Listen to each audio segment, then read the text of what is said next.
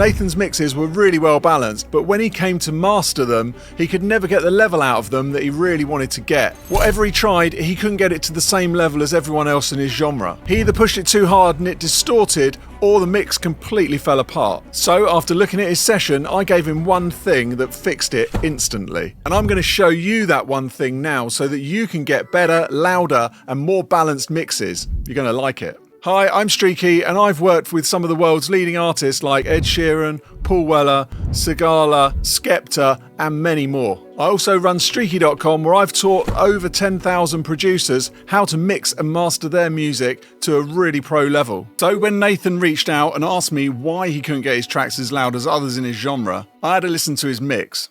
It wasn't clipping and he wasn't going too loud into the output, but he was going overboard with the low end. It sounded great in the studio, but when you try and master something with too much low end, it'll distort because most of the energy in a track is in the low end. So if you haven't balanced that right, you'll never be able to push it through a limiter and get the kind of level that you want. So the solution I gave Nathan, which you can have too, is that he needed to put a limiter on his mix bus. Not to master, but just to keep a check on his low end. This is a simple trick, but it will help you get a much better balance in your mix because you'll be pushing it to the same level as you do when you're hearing a finished master. So let me show you the basic setup so that you can try this for yourself on your next mix. So before you start shouting at the screen saying, Streaky, I know how to put a limiter on the mix bus, I've got something to show you in a second that's really going to help you out when it comes to mastering. But let's show you this setup first. So every time you mix, you want to put two plugins on your mix bus at the end. The first one is a meter plugin that's free and it's called a U-Lean loudness meter. This will tell us how loud we're going to go, would you believe?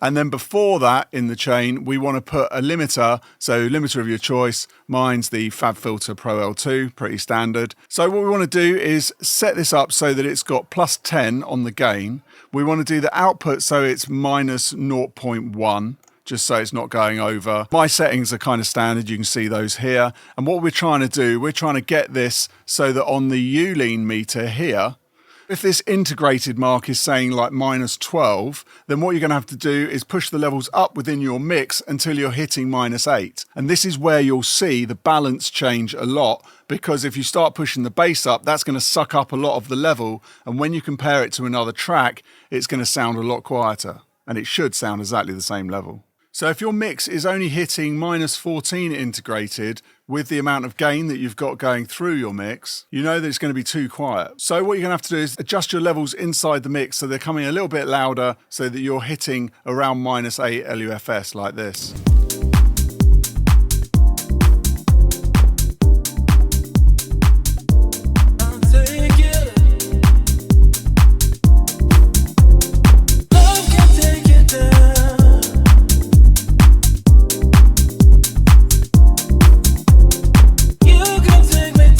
So I've now got that to -8 LUFS. You can hear that the bass is overriding a little bit, getting a little bit of a distortion. So that's when I need to go in and I need to rebalance, or I need to compress the low end to control it so that I can still get that 8 LUFS without it overloading and distorting.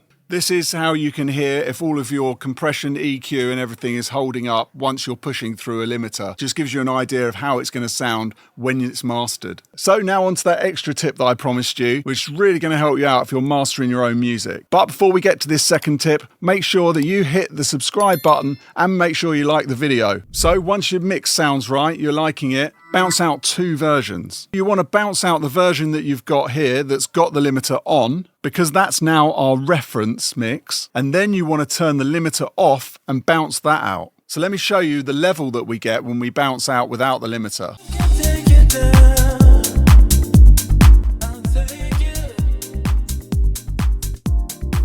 So now we've got a mix that's got a lot of headroom on it as well as the reference one that we bounced previously. So now to add that extra 20% that mastering does, you don't master in the session, you take it into a new session. If you mix and master in the same session, I do it myself if I'm mastering against someone else's reference, I can think it sounds really good, but as soon as I flick back to the original mix, which is your limited version, suddenly the snare's gone, or the transients don't sound the same, or the bass is too much. So what I'm trying to do is, I want to beat the master, but I don't want to ruin things. And when you're mixing and mastering in the same session, You can't tell because you've got no reference to go against. And the great thing about putting it in a new session is it separates mixing and mastering properly. And that means you're going to be in the headspace of just thinking about the whole track in mastering rather than the individual instruments that you're doing when you're mixing. If you still feel like you're stabbing in the dark at this point when it comes to mastering, you're just throwing plugins on and second guessing everything, then you need a system. My 7-day mastering accelerator gives you a step-by-step system that you can follow. You'll learn exactly how to master with confidence, knowing what to do, when to do it, and how to get consistent pro-level results. And because you've made it this far in the video, I've put a special link in the description where you'll get a massive discount off the 7-day mastering accelerator. So go there now, it'll give you loads more information on it, and within a week, you'll be mastering like you wouldn't believe. I'll take you through start to finish, you're going to love it. So if you liked today's video, then don't miss this one because it'll show you how to get your drums really punchy in the mix. And don't forget to like and subscribe if you want more from me and my channel. See you on the next one. Thanks for watching. Bye.